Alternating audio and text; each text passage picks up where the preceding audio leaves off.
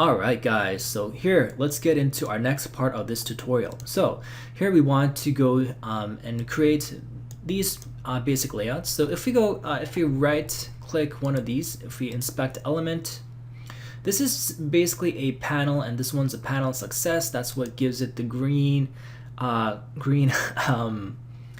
here, the panel heading.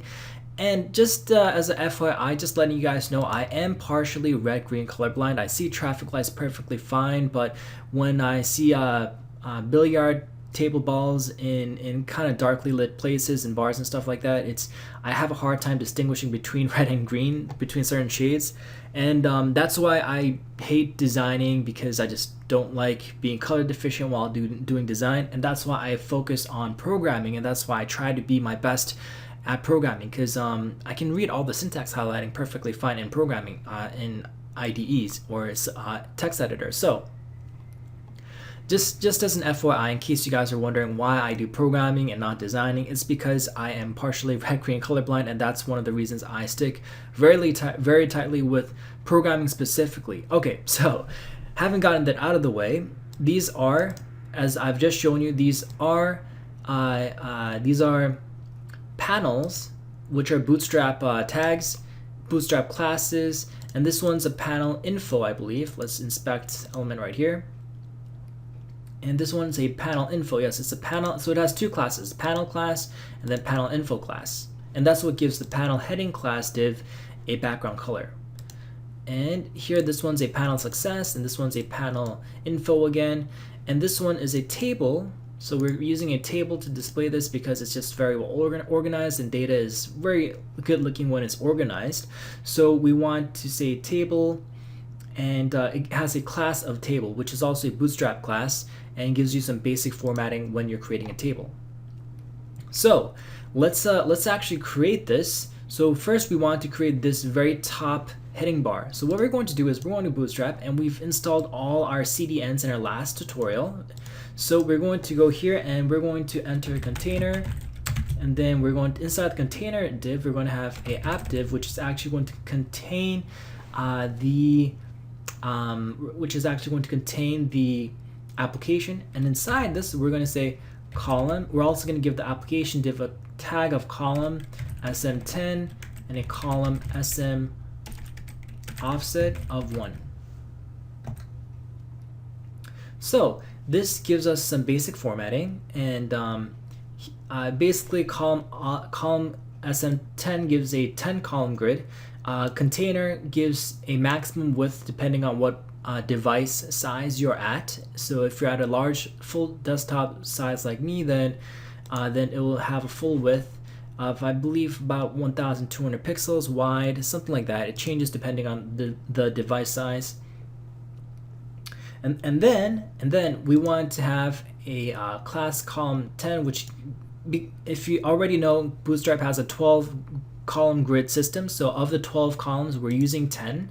So inside the container, inside the 1200 pixels inside the container div, we're dividing that by like 100 pixels each, and then giving it 10 for this particular div, and call sm offset 1 makes one column offset to the left, so you have an equal margin on the left and the right, so everything is centered. So in here, this is where we're going to create our application. So we're going to give our first panel a name. So we're going to say panel success,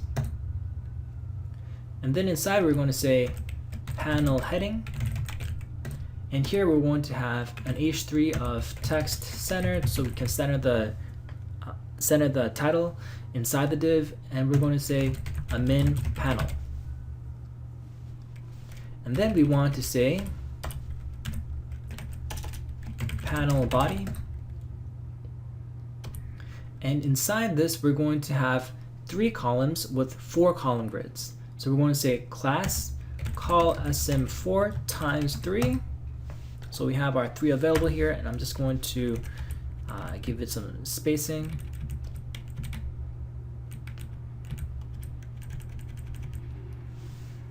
And then here we're going to say label, and we're not going to use for, because we're not actually using this as a form that's going to submit. We're just going to use Vue.js and JavaScript to manipulate the form, the DOM elements. So we're not actually going to type anything in the for because we don't need it. And we're going to say display title, display title. Next one, and then we want to create a checkbox. So we're going to say input type checkbox. And once again, we're going to label these later on. So next we're going to say break, then label display add new task. And then input, once again, checkbox. And then once again, break, label display task stats. And then input, once again, checkbox. So if we go back to our browser, and one quick benefit of using PHP Storm is that you don't have to click the save button every single time. It automatically saves if you have something new to write. And you can install this type of feature in Sublime Text and Atom.io as well, but in Atom.io you have to the feature is not as elegant, it's not as smooth as in PHP Storm because it's written by a developer who doesn't get paid who's basically writing freeware. So PHP Storm's paid software is a little bit better. It does these little tiny things a little bit better. So if these things matter to you, I would highly recommend PHP Storm as your go-to IDE. Anyhow, and you can still use Sublime Text and Atom.io. Nothing wrong about those. And so if we refresh the page, we have our admin panel and we have our 3 labels and checkboxes on the left here. So I'm actually going to go back to our code, and I'm going to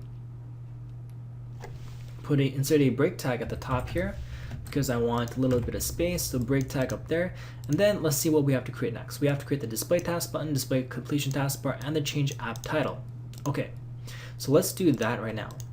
So we're going to go to our second column here, and we're going to say label display tasks,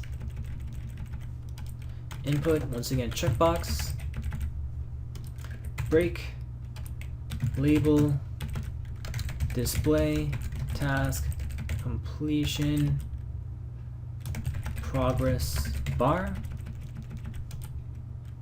input type checkbox. And in our last column here, we're going to say label change app title, and then input type text. So let's refresh the page, and there you go. We have exactly what we're looking for. So now that we have our admin panel completed, let's create our next one, which is our title and then our add new task form. So we will do that in the next video, so I'll see you guys real soon.